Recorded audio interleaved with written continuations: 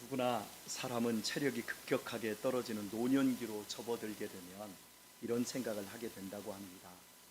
세월이 빠르구나. 인생이 잠깐이네. 이제 나도 늙고 있고 내 인생에 해가 기울고 있구나.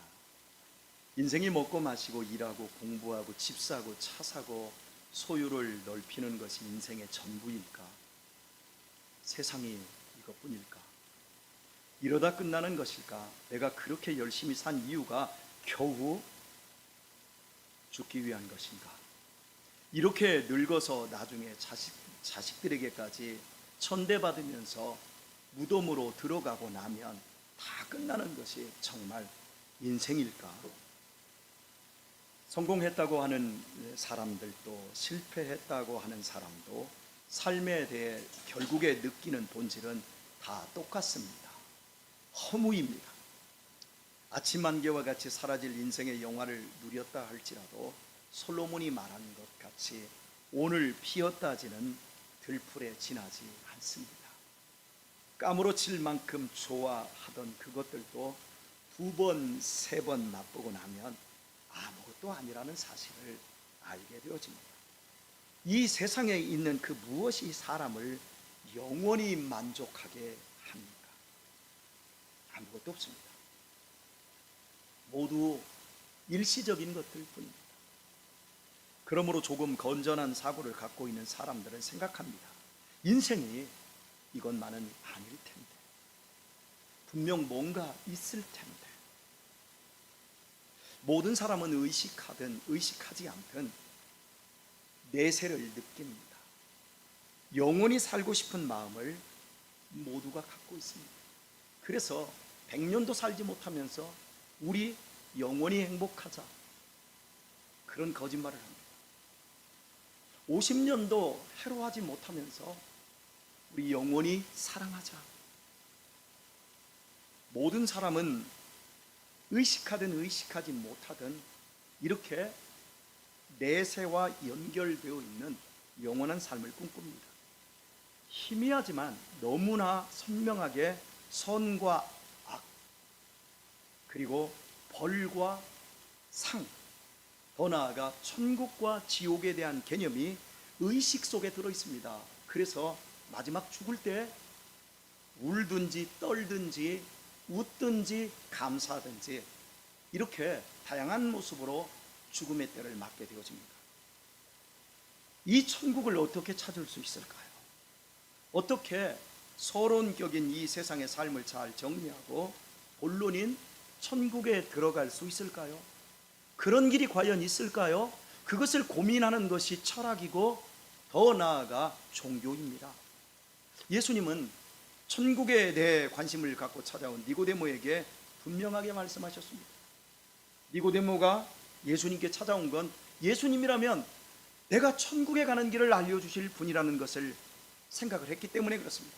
근데 예수님의 대답은 이러했습니다. 물과 성령으로 네가 거듭나지 않으면 하나님 나라에 들어갈 수 없느니라 말합니다. 물이란 씻음과 죽음을 상징하는 세례로서 우리는 세례를 통해 십자가에 못 박이신 주님과 연합하여 옛사람은 죽고 부활하신 주님 안에서 새 사람이 됩니다. 한마디로 세례란 주님으로부터 죄 씻음 받은 인간이 자신을 이제부터 주님께 드리고 주님만을 위해 살겠다라고 하는 결단의 예식입니다. 그리고 이런 결단과 새로운 삶을 지속할 수 있는 힘은 근본적으로 나의 다짐이나 결심에서 오는 것이 아니라 성령께서 내 마음을 변화시킨 은혜가 임했기 때문입니다. 그래서 거듭난다라는 헬라어 동사는 위로부터 생명이 임한다라는 뜻이라고 지난주에 말씀을 드렸습니다. 안타깝게도 니고데모는 이런 예수님의 거듭난다라는 말씀을 이해할 수 없었기에 어찌 이런 일이 있을 수 있습니까? 하고 반문을 했습니다. 이때까지 니고데모는 철저한 종교인으로 철저히 종교 활동을 하고 있었지만 땅에 속한 사람이었습니다. 천국을 모르면서도 종교 생활을 하고 있었습니다.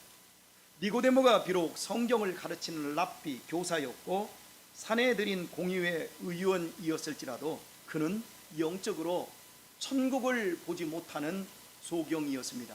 중요한 것은 니고데모가 예수님을 만났다라는 점에 있습니다.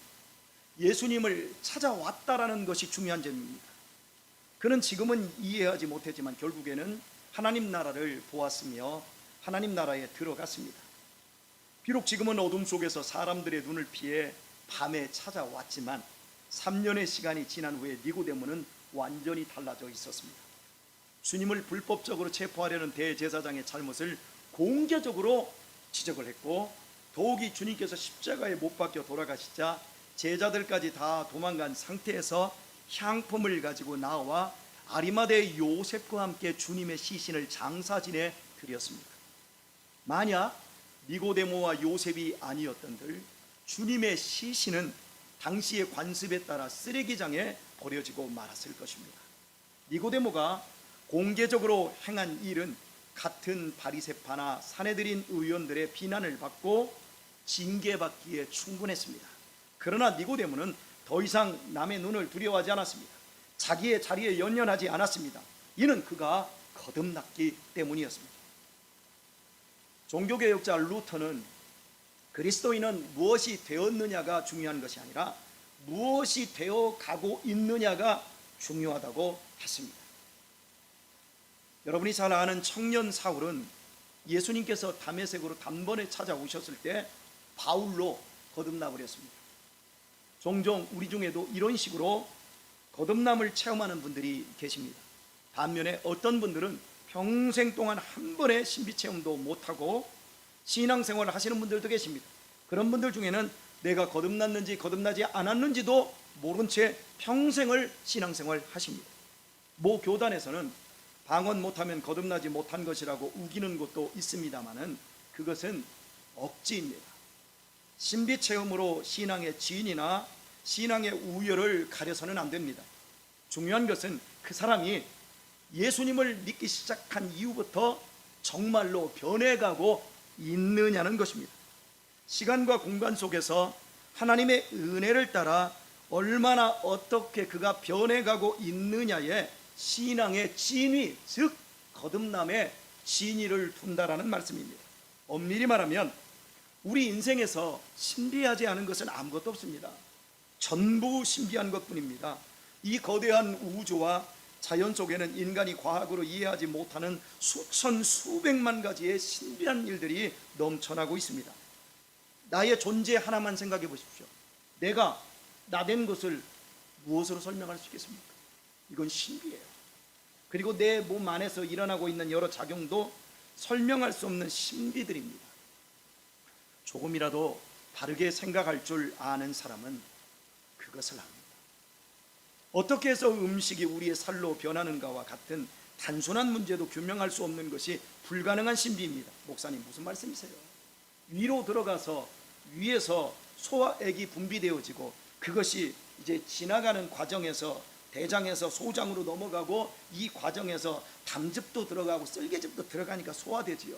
이런 거 말고 어떻게 음식이 내 살 속으로 내 피 속으로 변하는 그 과정은 설명이 안 되는 거예요. 어떤 과학 기제로도 불가능한 신비예요. 지금 이 순간에도 우리 주변은 온통 신비로 가득합니다. 이처럼 우리 자신과 또 온 사방에 신비들이 있기 때문에 신비한 것을 신앙의 진위로 삼는 것은 매우 어리석은 일입니다. 거듭난 사람의 특징은 하나님의 은혜 속에서 경건하게 진짜 변화되어 가고 있는 것으로만 드러나게 됩니다. 감유기를 창시한 웨슬리 목사님의 찬송 시선집 172쪽에는 자신이 목사였지만, 성공의 목사였지만 거듭나기 전에 영혼의 풍경에 대해 이렇게 밝히고 있습니다. 오랫동안 저 주님을 섬겨왔나이다. 노력과 수고로움으로, 그러나 무익하게 금식하고 무익하게 기도하고 무익하게 당신의 말씀을 읽고 무익하게 선포되는 말씀을 들었나이다. 헛되이 자주 집회에 참여했고 당신의 제단에 가까이 나아갔나이다. 경건의 모양 제 모습이었나이다. 그러나 경건의 능력 저는 아는 바 없었나이다. 외적인 법에 신뢰를 두고 있으나 그 법의 속 깊은 의도 깨닫지 못했나이다. 하나님의 사랑의 길이와 너비 즉 결코 알아채지 못했나이다. 그리고 그 높이. 웨슬리는 목사가 되어서 아무리 노력해도 열리지 않는 진리의 세계 앞에서 그는 낙심하지 않을 수 없었습니다. 무엇을 소망해야 할지, 자기가 할 수 있는 일이 무엇인지 알 수 없었기에 그는 주님만 바라볼 뿐이었습니다. 영혼을 새롭게 해주실 은혜를 기도하며 말씀에 순종하며 기다렸습니다. 내가 목사임에도 불구하고 거듭나지 않은 자신의 영혼을 슬퍼하며 기도하며 말씀에 순종하며 기다렸습니다. 그리고 마침내 그날이 왔습니다. 그리고 이렇게 말하고 있습니다. 능력 없는 경건의 모양, 이 고상한 종교 연극이 사라지자 죄를 자각하게 하시는 성령님께서 내게 불어오셨나이다. 그리고 모든 꽃들을 말라 시들게 하셨나이다. 저는 입을 다물었고 부끄러움과 수치가 죄로 물든 제 얼굴을 덮었나이다. 속죄하신 어린 양 앞에 무릎을 꿇었나이다. 그리고 저 은혜로 구원 받았나이다. 웨슬리는 성공의 목사이면서도 자기의 비참한 영적 실체를 깨달았고 그것을 솔직하게 인정하자 성령님께서 오시어 그의 내면에 진리의 불을 밝히셨던 것입니다. 그는 입을 다물었습니다. 죄로 물든 얼굴을 손으로 가릴 수밖에 없었습니다. 바로 그 순간 주님의 은혜가 그를 따뜻하게 감싸 안았습니다. 그때부터 그는 주님의 사랑 안에 거하게 되었습니다. 주님께서 무엇을 명령하시든 즐겁게 행할 수 있었고 말씀의 인도에 따라 주님의 발자취를 따르게 되었습니다. 그 결과 감리교회가 탄생되어 수백만의 영혼을 주님께 인도할 수 있었습니다. 거듭남은 이렇게 중요합니다. 주님께서 말씀하신 것처럼 거듭나야만이 하나님 나라를 보고 들어갈 수 있습니다. 교회는 다양한 동기에 의해 사람들이 모입니다. 어머니의 태로부터 습관이 되어 교회를 줄기장창 나오는 분들이 있습니다. 외로워서 소속감을 갖기 위해 나오기도 합니다. 몇 주 전에 안성에 있는 우리 교단에 명성교회가 있습니다. 명성교회 앞에 길 건너에 어떤 가게가 있는데 가게 청년이 코로나 시대인데도 불구하고 교회를 나가고 싶은데 자기를 데려가는 사람이 없답니다. 그래서 그 사장님한테 나 좀 교회에 데려가려다 해서 사장님이 그 청년을 데리고 교회에 와서 두 사람이 함께 등록을 했다고 합니다. 외로워서 소속감을 갖기 위해 자발적으로 이런 식으로 찾아오는 사람도 있습니다. 인생의 쓰라린 실패와 아픔을 극복하고자 나오기도 합니다. 불안 속에서 마음의 평화를 얻고자 나오기도 하고 혹은 사업상 나오기도 합니다. 우리 교회는 사업상 나올 필요가 없어요. 왜냐하면 사람들이 얼마 없으니까. 그러나 큰 교회는 사업상 나오기도 합니다. 이렇게 다양한 모습이 교회에 있습니다. 서로 다른 목적과 서로 다른 필요에 의해 교회에 와서 함께 예배하며 구령 사업을 펼쳐나가며 기독교인으로 삶을 살게 됩니다. 여러분은 여기 어떤 마음 가지고 오셨습니까? 우리 중에도 다양한 필요에 의해서 이 교회에 왔어요. 그러나 교회 생활에 익숙해져서 믿음이 좋아 보이는 것처럼 느껴지는 것과 진짜로 거듭나서 좋은 믿음을 가진 것이 일치하지 않을 수 있습니다. 좋아 보이는 것과 진짜로 좋은 것은 차이가 있을 수 있습니다. 안타까운 일이지만 평생 교회를 다녔으나 예수 그리스도의 꺼죽만 만지는 사람도 있고 교회에 온 지 얼마 안 되었지만 예수님의 심장을 딱 붙잡은 사람도 있습니다. 믿는 연수의 문제와 전혀 상관이 없습니다. 그래서 주님께서도 먼저 된 자가 나중되고 나중된 자가 먼저 된다고도 말씀을 하셨습니다. 여러분이 보시기에 거듭난 좋은 믿음은 성경을 많이 읽고 성경에 대해 박식한 것일까요? 봉사하는 자리에 빠지지 않는 것일까요? 단잠을 깨워 새벽 기도에 앉아있는 모습이 거듭난 모습일까요? 방언 기도할 줄 아는 것이 거듭난 모습일까요? 저처럼 목사가 되어 간단해서 매주일 설교하고 있는 이 모습이야말로 거듭난 모습일까요? 분명 좋은 신앙의 모습인 것은 사실입니다. 그러나 우리가 알고 있는 사실이 하나가 있습니다. 바로 그런 사람들이 예수님을 십자가에 못 박았다는 것입니다. 대제사장들, 서기관들, 바리새인들이 바로 그렇게 열심히 종교 생활을 했던 사람들이었습니다. 바로 그들이 예수님을 십자가에 못 박았습니다. 지금도 그렇습니다. 성경을 많이 알기 때문에 성경을 모르는 사람을 무시하는 사람이 있습니다. 기도 많이 하고 방언 기도하기에 그렇지 못한 사람들에 대해 우월감을 가지고 오만하게 대하는 사람도 있습니다. 또 봉사활동을 정말 열심히 하는데 자기를 알아주지 않아서 속상해하고 시험 드는 사람들도 있습니다. 그러니 이런 것을 믿음이 좋다거나 거듭난 믿음이라고 결론 내릴 수가 없다라는 것이지요. 그냥 자기 열심 속에 살고 있을 뿐입니다. 종교적인 자기 만족을 위해서 그냥 그러고 있을 수 있는 거예요. 대체적으로 그런 사람들이 더 좋은 교회를 찾아다니며 방황만 할 뿐 더 좋은 그리스도인으로 변해가는 것을 못합니다. 정말 거듭나서 믿음이 좋다라고 하는 것은 예수 그리스도의 마음이 내 속에 느껴지는 거예요. 그리스도의 마음이 내 속에 와 닿아서 그 마음으로 세상을 바라보고 그 마음으로 사람을 대하는 것이 참 믿음인 겁니다. 즉 예수님의 마음을 가진 사람으로 실제로 변해가고 성장해가고 있는 사람이 거듭난 사람이라는 뜻입니다. 그래서 열매로만 예수님께서 그 사람의 신앙의 진위를 알 수 있다고 말씀하고 있는 거예요. 우리가 은혜 받을 때 바로 그 마음이 느껴지지 않습니까? 우리가 예배할 때 갑자기 내가 은혜를 받으면 내가 누군가 도와주고 싶다, 내가 이렇게 헌신하고 싶다, 바로 그때 우리는 예수님의 마음을 잠깐 느끼는 거예요. 교회 직분이 높다고 주님의 마음을 독점하는 게 아닙니다. 교회 오래 다녔다고 주님의 마음이 항상 느껴지는 것도 아니에요. 우리가 참 믿음을 가지려면 지향을 바로 해야 합니다. 거시적이고 외형적인 모습에서 참 믿음을 지향하는 것이 아니라 너무나도 작고 보잘것없지만 작은 일에 충성할 수 있는 주님의 마음을 지향해야 하는 겁니다. 주님의 마음자리에 가기 위해서는 성경을 많이 보고 기도도 많이 하고 예배도 많이 드려야 하고 헌신도 분명 잘해야 합니다. 그러나 중요한 것은 내가 그것을 통해서 내적인 변화의 자리로 가고 있느냐가, 그걸 확인을 해야 됩니다.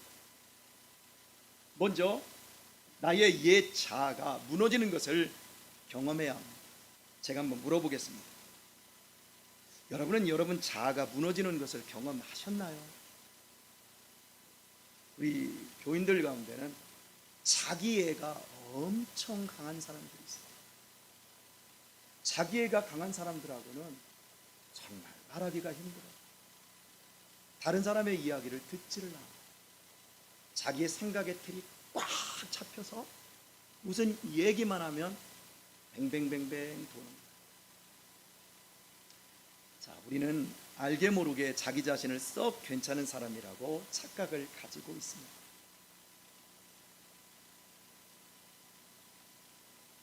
여러분들, 제가 보기에 괜찮은 사람 맞습니다. 훌륭하기까지 합니다. 그러나 하나님 앞에서 괜찮은 사람은 단 한 사람도 없습니다.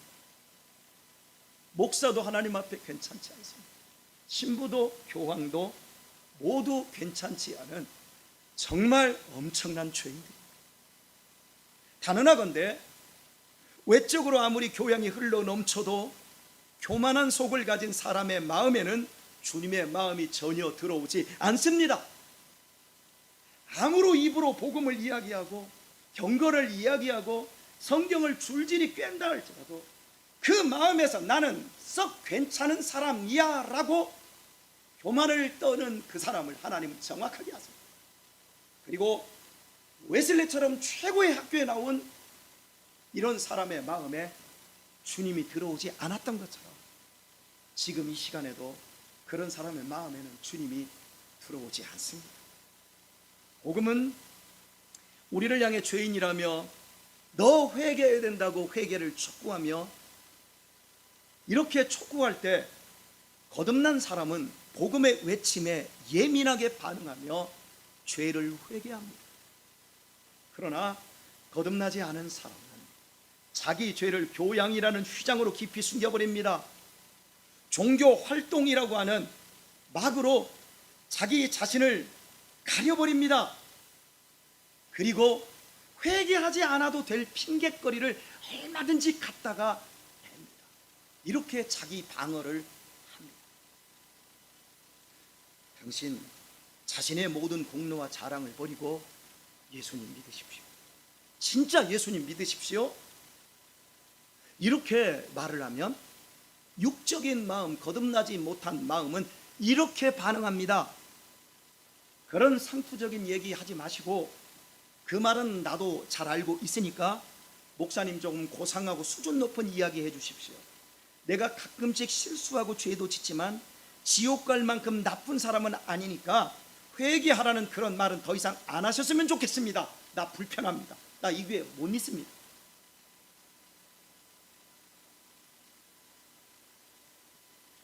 회개는 거듭나지 않은 사람들에게는 죽기보다도 싫은 일이에요. 절대 자기를 고치지 않습니다.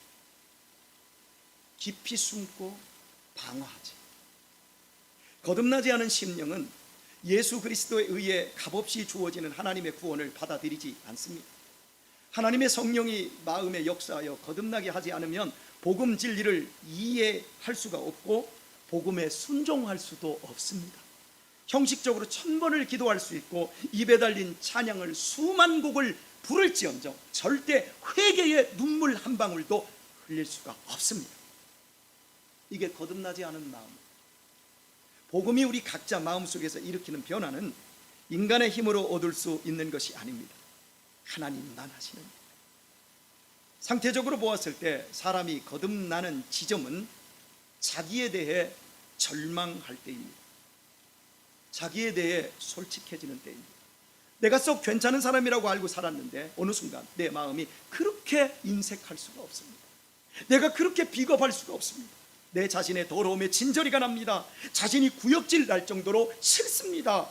바로 이때 내 사회적 신분과 위치와 교양적 수준과 상관없이 자신의 가면을 벗어 던지고자 몸부림칩니다. 이걸 다른 표현으로 나를 찾기 위한 몸부림이라고 하지요. 1960년대 글로서 독재에 저항했던 김수영 시인은 어느 날 독수궁, 고궁을 나오면서 심정을 시로 옮겼는데요. 한 소절만 여러분에게 읽어드리겠습니다. 모래야 나는 얼만큼 작으냐, 모래야 바람아 풀아 나는 얼마나 작으냐, 정말 얼만큼 작으냐. 그리고 그 시에 대하여 이렇게 설명을 붙였습니다. 큰 일에는 저항 한번 해보지 못하고 해가 되지 않는 사람들에게만 큰 소리치고 화내는 모습을 탄식하면서, 저는 이 시를 접하면서 이 모습이 내 모습이구나. 정말 큰 일에 대해서는 저항 한번 하지 않으면서 우리 아내에게, 우리 애들에게 큰 소리 뻥뻥 치고 화내는 나의 이 작은 풀보다도 더 작은 내 모습을 보았습니다. 여러분은 어떻습니까? 약간의 차이만 있지 이것이 우리들의 모습 아니던가요? 우리가 얼마나 스스로 큰 채 합니까? 우리가 얼마나 많이 아는 채 합니까? 그러나 내가 얼마나 작고 비루하고 거짓된 존재인지를 절감할 때, 내가 나를 어떻게 해볼 수 없구나 하는 것을 알게 되어질 때, 그 절박한 마음이 내 속에 있을 때 드디어 우리는 신앙을 생각하게 되죠. 예수님의 옷자락이라도 잡기 위해 우리는 내 자존심을 내어 던지고 매달리게 되어집니다. 그런 절박함 속에서 우리는 거듭나는 자리, 예수님의 마음이 있는 자리로 드디어 나아가게 될 수 있습니다. 또한 이런 절박함이 우리의 믿음을 진실하게 만들고, 이때 성령님은 우리의 마음을 거듭나게 해주십니다. 그리고 우리는 거듭난 심령을 드디어 가질 수 있고 그걸 이해할 수가 있습니다. 그렇다면 거듭난 마음의 자리가 올 때까지 우리는 어떻게 해야 할까요? 거듭난 마음의 신호가 올 때까지 나는 나의 모든 종교적인 노력을 다 포기하고 기다리기만 해야 할까요? 그렇지 않습니다. 신앙 공동체 안에서 예수님의 마음을 알기 위해서 공부하고 또 탐구하고 그 마음으로 살아보고자 애를 써야 합니다. 구하고 찾고 두드려야 합니다. 계속해서 진실한 마음의 자리로 가기 위해 은혜를 구해야 합니다. 우리의 마음이 거듭나기 위해 가장 빠른 길이 있습니다. 그것은 우리 자신이 갈릴리로 가는 것입니다. 갈릴리는 이스라엘 땅에서 가장 가난하고 낮고 천한 사람들이 사는 곳이자 주님께서 제자들을 부르셨던 장소였습니다. 주님께서는 죽으시기 전날 밤에 자신을 배신하고 도망칠 그 비천한 제자들에게, 그 비열한 자들에게 내가 갈릴리로 먼저 갈 것이니 갈릴리에서 다시 만나자고 하셨습니다. 3년을 주님과 동고동락했지만 여전히 주님의 마음을 갖지 못한 채 불의 앞에서는 쪽도 못 쓰고 허황된 결심과 다짐만을 늘어놓던 바람보다 작고 모래보다 풀보다 작은 자들이었습니다. 이런 형편없는 자들, 주님은 갈릴리에서 다시 만나 주셨습니다. 갈릴리는 주님의 변하지 않는 사랑을 경험하고 용서받고 회복되고 거듭나는 자리였습니다. 코로나로 인해 우리의 부끄러운 신앙의 실체가 다 드러났습니다. 우리의 부끄러운 신앙의 실체가 다 드러나서 내가 얼마나 겁 많고 내가 얼마나 얄팍한 사람인가가 다 드러난 이때 우리가 지금 가야 할 갈릴리는 어디겠습니까? 저 유대 땅 이스라엘일까요? 아닙니다. 오늘 벼랑 끝에 서 있는 사람들의 삶의 자리가 갈릴리입니다. 현재 많은 소상공인들과 자영업자들의 삶에 위기가 있습니다. 그들에 대한 책임을 정부에서 조금이라도 지어주려고 애를 쓰고 있습니다. 그러나 아십니까? 이런 도움의 완전한 사각지대에서 벼랑 끝에서 눈물을 흘리고 있는 사람들이 많습니다. 그 중에 현재 많은 선교사님들이 코로나로 인해 선교지를 잃어버렸습니다. 그리고 교회를 섬기는 큰 교회의 부교역자들이 사역지를 잃어버렸습니다. 교회가 모이지 못하니까 헌금이 줄지 않겠습니까?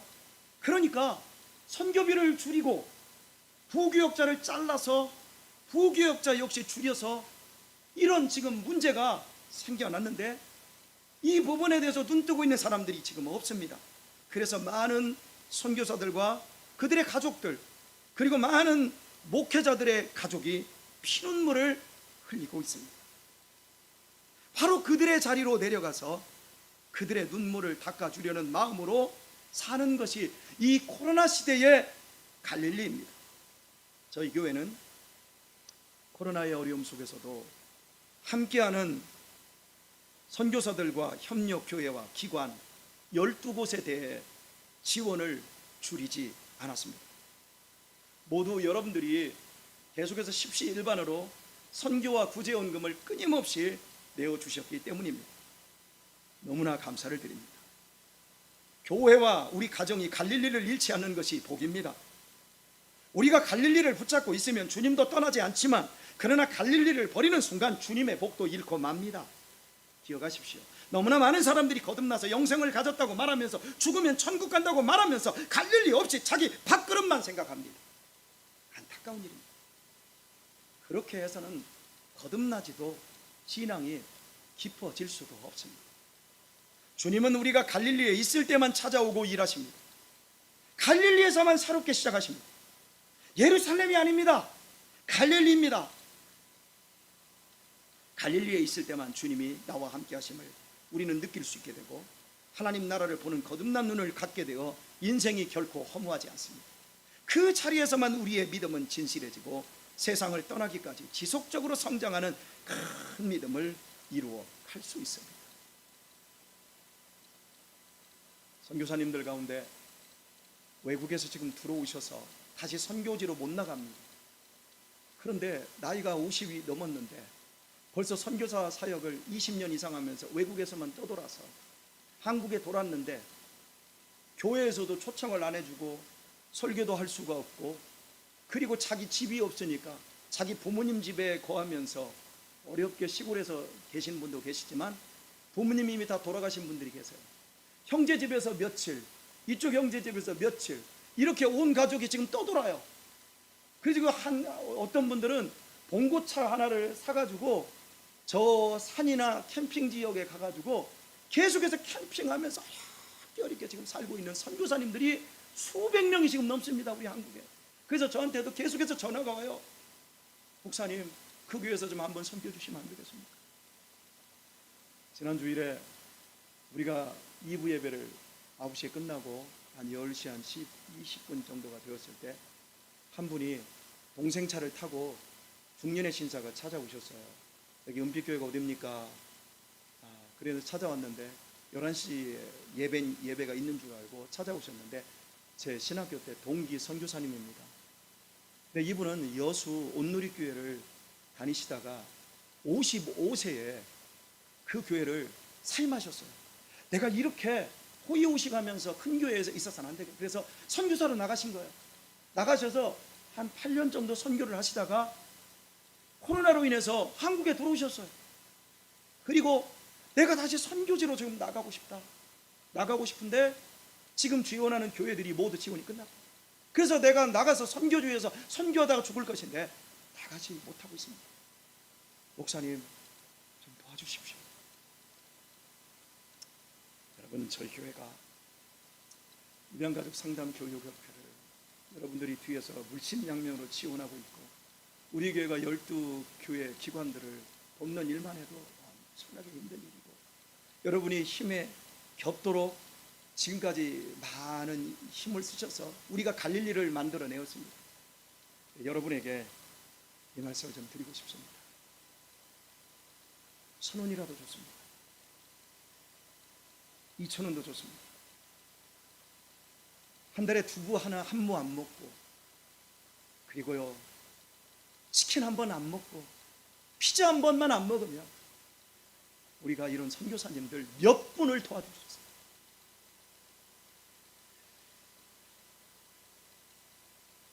마음의 감동이 되시는 분들이 있으면 지금도 선교하고 계시지만 그 선교비에서 조금 더 하시면 좋을 것 같고요. 선교와 구제를 안 하고 계시는 분들이 계시다면 새롭게 시작하셨으면 좋겠습니다. 오늘의 말씀을 맺습니다. 거듭나기 원하십니까? 신비 체험을 구하지 마시고요, 갈릴리의 삶을 시작하실 수 있기를 바랍니다. 여러분 자신이 더 새로워지기를 원하십니까? 주님의 마음자리인 갈릴리를 붙잡으십시오. 여러분의 신앙 혹시 밑바닥으로 떨어지셨습니까? 다시 회복되기 원하십니까? 가차없이 갈릴리로 내려가 주님의 마음을 만나십시오. 거기에서만 인생의 허물을 이길 복이 있습니다. 거듭나서 하늘 가족이 되신 여러분을 우리에게 영원한 소망이신 예수님의 이름으로 축복드립니다.